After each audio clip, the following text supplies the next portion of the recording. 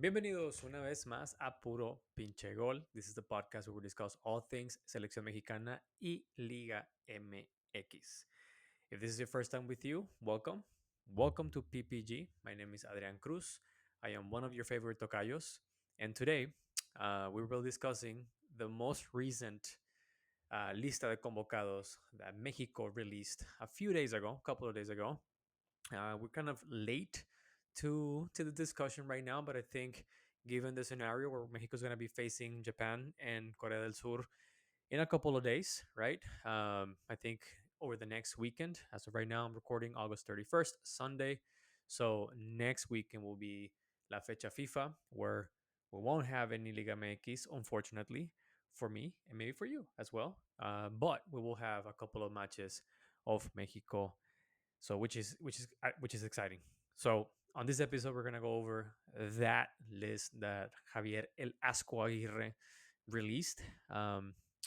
And before I started mentioning the name of the players who are going to be or who are getting called up for these FIFA friendly matches, I want to discuss briefly, very briefly, that list of players who were selected to participate on El Vasco Aguirre's microciclo in El Centro del Rendimiento in Mexico City.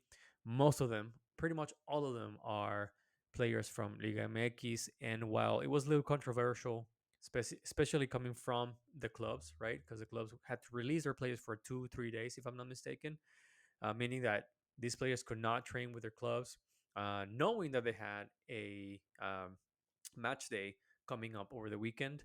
So some of these clubs were complaining that, hey, you're taking away my place for 2-3 days before a crucial match, middle of the season in Liga MX, so on and so forth. And it was a little controversial because, listen, I mean, I think by this point in time, barring any crazy injuries like the one Luis Chavez had, I think La Selección Mexicana is 85 to 90% pretty much settled as to. I think we have out of the 25, I think, players that you can call up to a World Cup, 20 to 25. I'm gonna say like maybe 19 are pretty much locked in, right? I don't think El Vasco Aguirre has a lot of questions, and so this microciclo helps him, see more players that he normally doesn't see because he doesn't call them up to these friendly matches, and gives him the time to identify the gaps and plug those gaps with some of these players, right? So let me go down the list and you'll see why it was maybe controversial for you, but maybe useless at the same time. But I think it's fine. I think it's okay to have this kind of microcycles. I think it should be more common.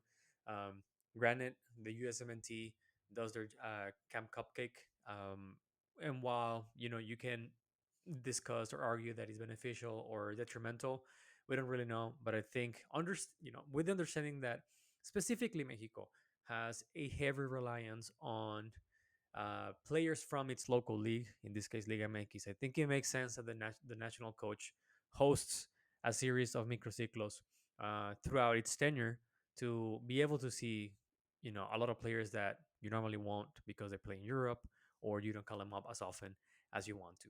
So let me go down this list real quick. We have Raul Rangel from Chivas, goalkeeper, el tal Rangel. Sebastián Jurado from Juárez, Carlos Moreno from Pachuca. Those are the three goalkeepers that he called up. Then we have Denzel Garcia from Juárez, Diego Barbosa from Toluca, Ramón Juárez from América, Víctor Guzmán from Rayados, Eduardo Aguila from San Luis, Daniel Aceves from Pachuca. Daniel Aceves having a good season, even though Pachuca is kind of on the downward spiral, or it seems that he's going down after 3 matches without a win with Jimmy Lozano, but that's for a different episode in a different language as well. So don't forget to subscribe, hit the like button, turn on the notifications. We also have a sister channel called PPG MX or Puro Pinche Gol MX, Puro Pinche Gol MX, where we post all of our Liga MX content. So be sure to follow us and subscribe there as well. We normally also live stream videos from Liga MX, and yeah, so which brings me the idea of we might be live streaming one of these friendly matches from Mexico during the weekend, but I digress. Daniel Aceves from Pachuca, Gerardo Ortega from Rayados, Brian Lacotorra González from Chivas, Diego Campillo from Chivas, Fidel Ambriz from Rayados, Isaías Violante from América, Luis Romo from Chivas, Erick Sánchez from América, Alexis Gutiérrez from América, Jesús Angulo from Toluca, uh, Jesús Angulo, oh yeah, el Canelo Angulo, I was thinking about the Tigres player, but now he's injured, so I don't think he's gonna even get called up anytime soon. Jorge Rubalcaba from Pumas, Osiel Herrera from Tigres, Diego Lainez from Tigres, Germán Berterame from Rayados, Armando González from Chivas. So you can see, I mean, this is a long list, right? A lot of these players, I honestly don't see how they can make any a case for themselves to go and be selected for the World Cup squad. Listen, I think Lormiga Gonzalez is having a good season with Chivas, despite that they suck in general. Armando Gonzalez, Lormiga Gonzalez has been scoring ahead of Chicharito, Alan Pulido, El Caballo Cowell, etc.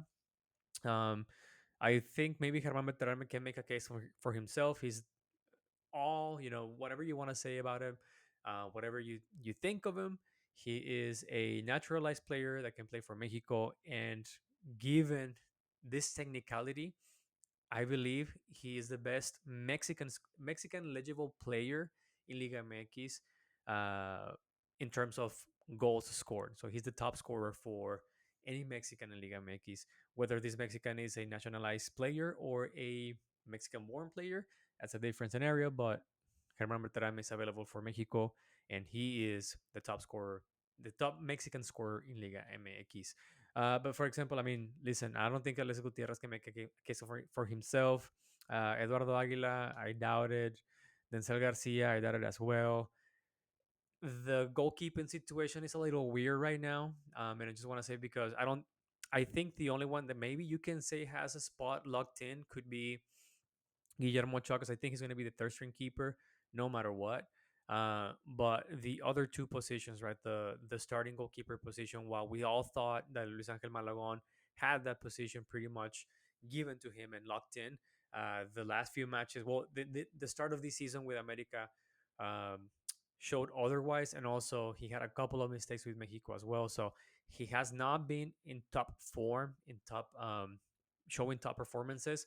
So I think that opens the door for someone like maybe El Talarrangel or even Carlos Moreno from Pachuca, who I think is uh, a very decent goalkeeper. I think he's very cumplidor. Es un portero que cumple, es un portero bueno, decente para la Liga MX. Creo que es un portero que tiene oportunidad de robar al menos quizás un puesto para entrar en la pelea entre el Talarrangel, Luis Ángel Malagón, como segundo, o el portero número uno de México. But all right, I spent like around 5 minutes going over this list, even though I said it was going to be brief. That's brief for me, 5 minutes. So let's go and talk about the actual list of the roster of players who are getting called up for sure, for the matches against Japan and Korea del Sur.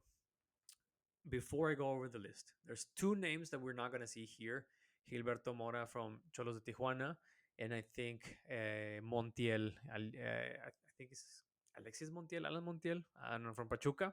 Can't remember his full name, but Montiel. These two players are going to the under 20, I believe, World Cup, if I'm not mistaken. And so, yeah, they're going there.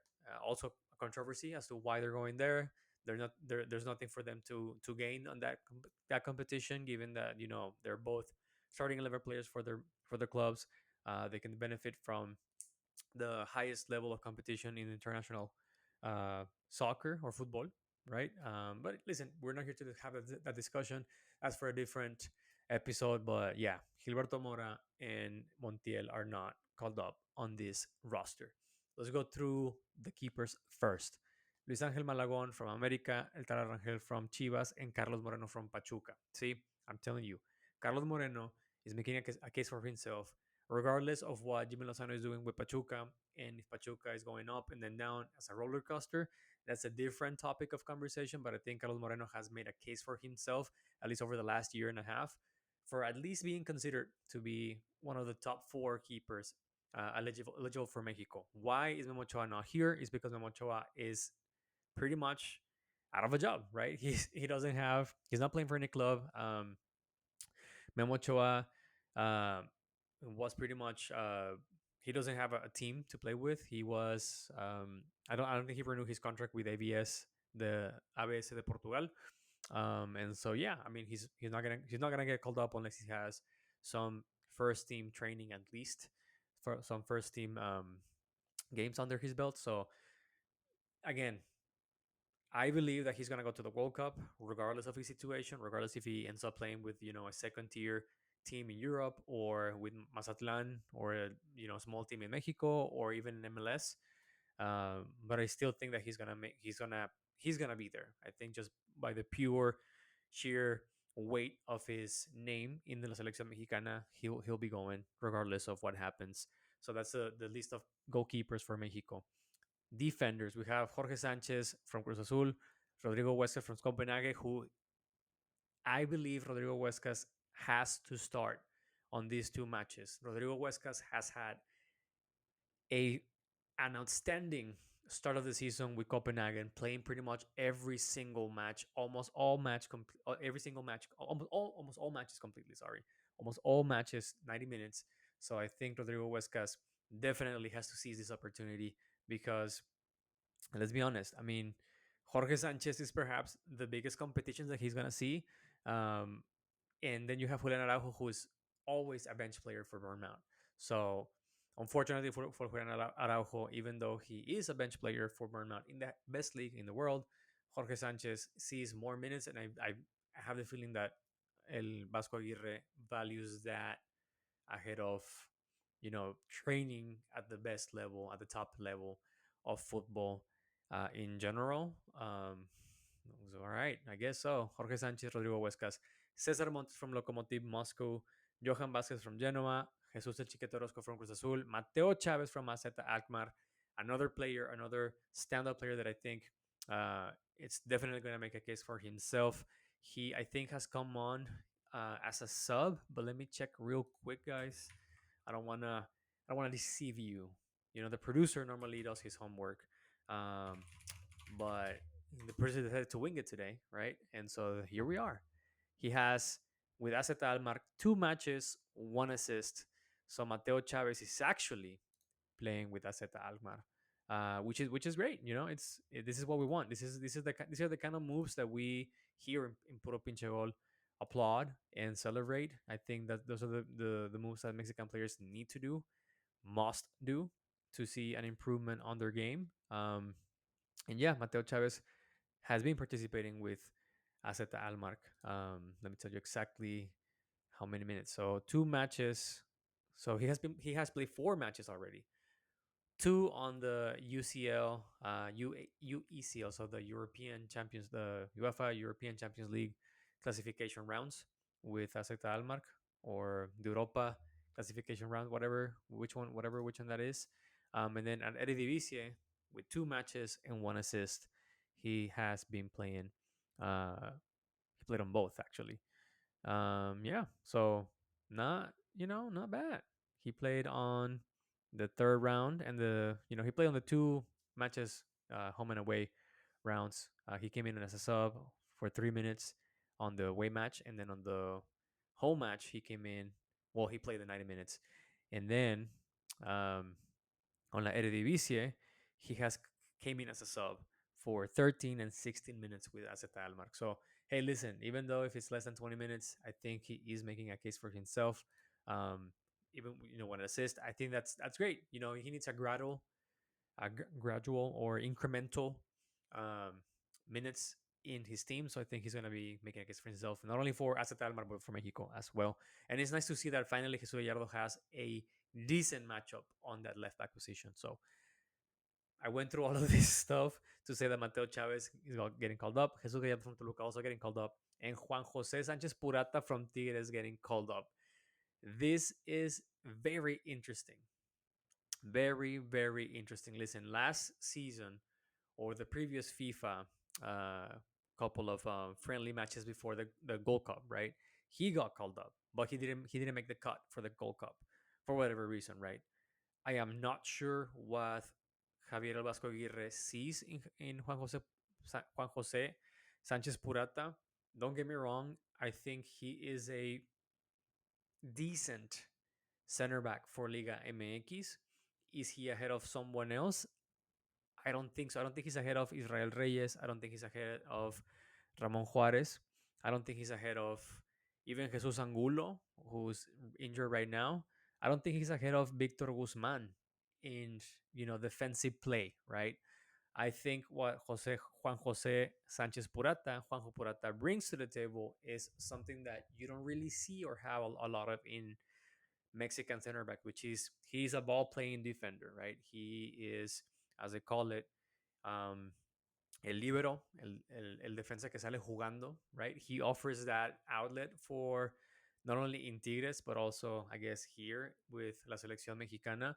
I guess whenever El Vasco Aguirre wants to play with a back three line, he could be the ball playing defender, right? But this is a weird one for me. I mean, Juan Jose Purata did say that he was going to get called up uh, maybe like 6 months ago. Had an interview in Monterrey, and he said that he was going to make it to la selección mexicana, and he's here. Granted, I think he has made the effort to be here to deserve to be called up, but again, this is a it's a weird one. I have to see what Vasco Aguirre has in mind behind the reason for calling up Juan Jose Sanchez Purata. But that's the list of defenders. Midfielders, we have Edson Alvarez from Fenerbahce now. We'll see what happens with him because now Jose Mourinho, as you know, has been sacked from Fenerbahce, and he's the one who brought him there. So we'll see if Edson Alvarez can have a good start of his life in Fenerbahce after Mourinho. Marcel Ruiz from Toluca, totally deserved. Erick Lira from Cruz Azul, I like this one. Orbelin Pina from AEK Athens, who's still having a very decent run with his team in Greece. Charlie Rodriguez, fucking mm, me caga ver a Charlie Rodríguez en la selección mexicana. Me caga, me caga, me caga. Lo detesto. He's completely worthless. A freaking cero a la izquierda. I don't want to spend my time talking about this guy. Charlie Rodriguez from Cruz Azul. Erick Sánchez from America, I think totally deserved. And Diego Lainez from Tigres. Listen, I'm not a huge fan of Diego Lainez, but I have to agree and accept and give him kudos that because he's been playing well with Tigres. Tigres might not be having the best display throughout this season, but I think Diego Lainez has been an outstanding player for Tigres in the sense that he attacks, he helps to create volume of play, provides to the offensive, also can help defensively speaking. Even though that he makes pretty much everything and he doesn't have a great finish on the last third of the pitch, meaning that his crosses are not great or his shots get blocked. But regardless, I think he's been showing that he can be a very a good contributing player to the squad. So Diego Lainez totally deserved here as well. The strikers or forwards, right? We have Roberto Alvarado from Chivas, Raúl Elo Jimenez from Fulham, Santiago Jimenez from Milan, who's having a very tough start of the season with Milan. Alexis Vega from Toluca, El Chucky Lozano. I have no idea why he's calling up Chucky Lozano, to be honest with y'all. Here we go.